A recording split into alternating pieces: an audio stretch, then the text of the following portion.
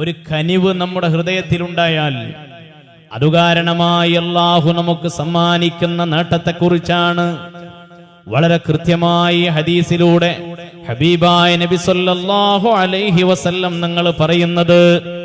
അതുകൊണ്ട് പ്രിയപ്പെട്ട സഹോദരങ്ങളെ, ആ നിലക്കാണ് ഹിഫ്ള് വിദ്യാർത്ഥികളെ നമ്മൾ കാണേണ്ടത്. ഈ സദസ്സിൽ വന്നിരിക്കുന്ന ഉമ്മമാരോട്, സഹോദരികളോട് പ്രത്യേകം ഞാൻ ഓർമ്മപ്പെടുത്തുകയാണ്, നമ്മുടെ വീടിന്റെ അകത്തളങ്ങളിൽ അല്ലാഹുവിന്റെ റഹ്മത്ത് കടന്നു വരാൻ, പടച്ചതമ്പുരാന്റെ കാരുണ്യത്തിന്റെ തിരുനോട്ടം കടന്നു വരാൻ, ബലാകളിൽ നിന്ന്, ആപത്തുകളിൽ നിന്ന്, മുസീബത്തുകളിൽ നിന്ന് രക്ഷ നേടാൻ ഈ കുഞ്ഞുമക്കളുടെ പള്ളിയിലോ അല്ലെങ്കിൽ സ്ഥാപനത്തിലോ അവർ പഠിക്കുന്ന മജ്ലിസിൽ അല്ലാഹുവിന്റെ ഖുർആൻ പഠിക്കാൻ വേണ്ടി അവരിയ്ക്കുന്ന സദസ്സിൽ നിന്ന് അല്ലാഹുവേ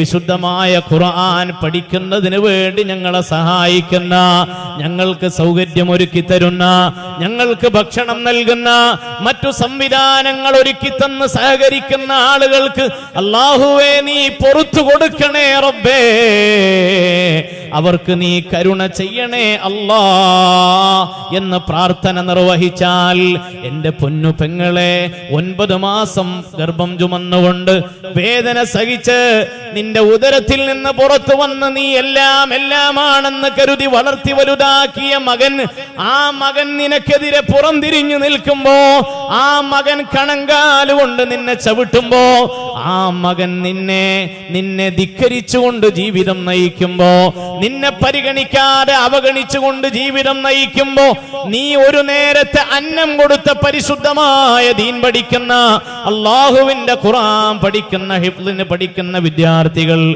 ആ കുട്ടികളിൽ ഒരു കുട്ടി എങ്ങാനും ദുആ ചെയ്തു പോയാൽ ആ ദുആയുടെ പവർ എത്രയാണ്! ദുനിയാവിന്റെ മുകളിൽ മാത്രമല്ല, നാളെ ആഖിറത്തിൽ പോലുമുള്ള വിഷമങ്ങൾക്ക് പരിഹാരമാണെന്ന് ആദരവായ നബി മുഹമ്മദ് മുസ്തഫ സല്ലല്ലാഹു അലൈഹി വസല്ലം തങ്ങൾ പറയുകയാണ്, യശ്ഫഉൽ ഖുർആനു ലിഅഹ്ലിഹി വഹമലതിഹി. അല്ലാഹുവിന്റെ ഹബീബായ റസൂലുള്ളാഹി തങ്ങൾ പഠിപ്പിക്കുകയാണ്, പരിശുദ്ധമായ ഖുർആൻ പഠിക്കുന്ന വിദ്യാർത്ഥികൾക്കുള്ള പ്രത്യേകതകളെ കുറിച്ച്. ഇഖ്റഉൽ ഖുർആൻ,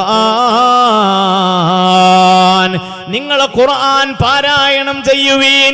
ഫഇന്നഹു യഅതി യൗമൽ ഖിയാമത്തി ശഫീഅൻ ലി അസ്ഹാബിഹി. ഖുർആൻ പാരായണം ചെയ്യുന്ന, ഖുർആൻ പഠിച്ചു വെക്കുന്ന ആളുകൾക്ക് വേണ്ടി